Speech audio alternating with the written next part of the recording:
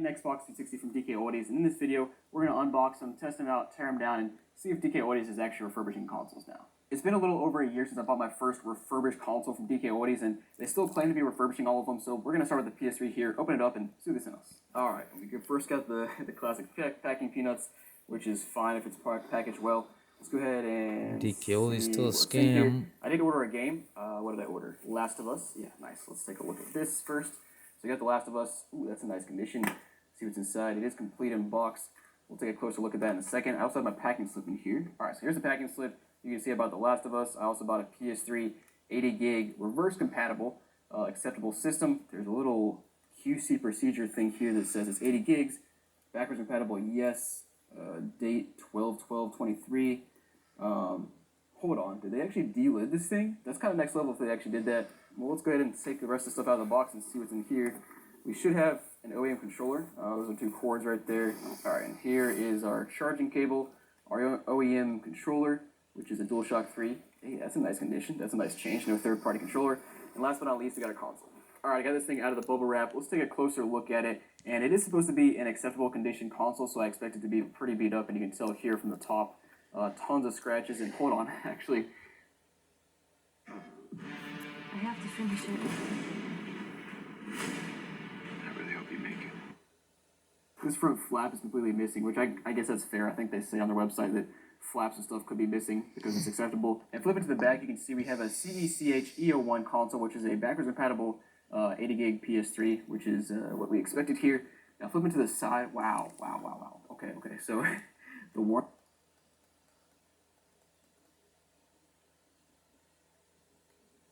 Something along those lines, and they decided that they were going to open it up, replace thermal paste, delid the console, see if that would fix it, which is a good option there. Probably does fix it, but they put it back together and tested it for like 5 minutes and said, hey, it works. Let's go ahead and ship it off.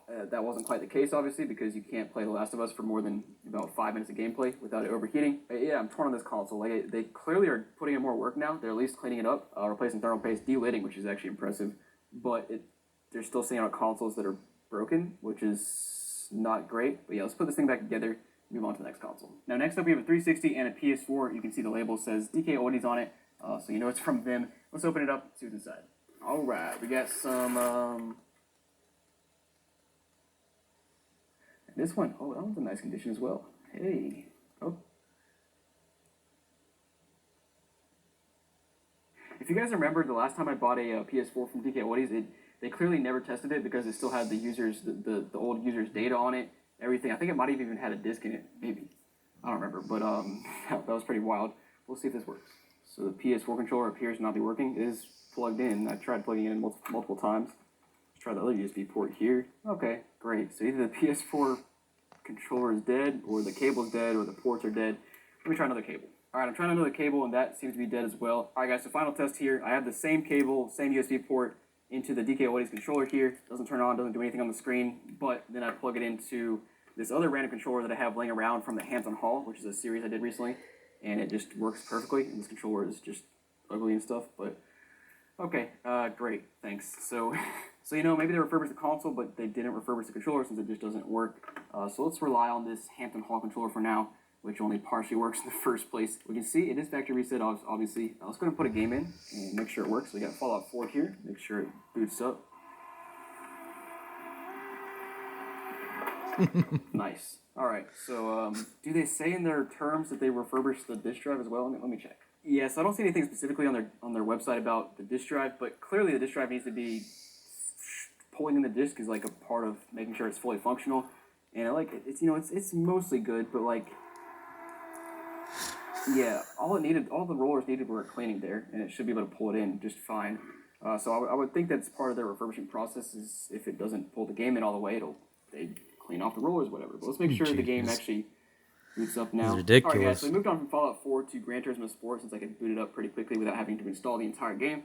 I've been playing for like 10 or 15 minutes, and it's working without an issue. The fans are blowing out some warm air. It's actually not a jet engine yet, which is Gotta stop this video soon. But yeah, it's console's run out of time. I guess let me connect to the internet and make sure it's not banned or anything, and then we'll move on to opening this thing up. Sweet, so it looks like we're good to go here. I just connected to the internet. logged in and everything, and you can see there's a million just random things popping up now. Apex Legends, why did that pop up? I don't know. But it's working, not banned.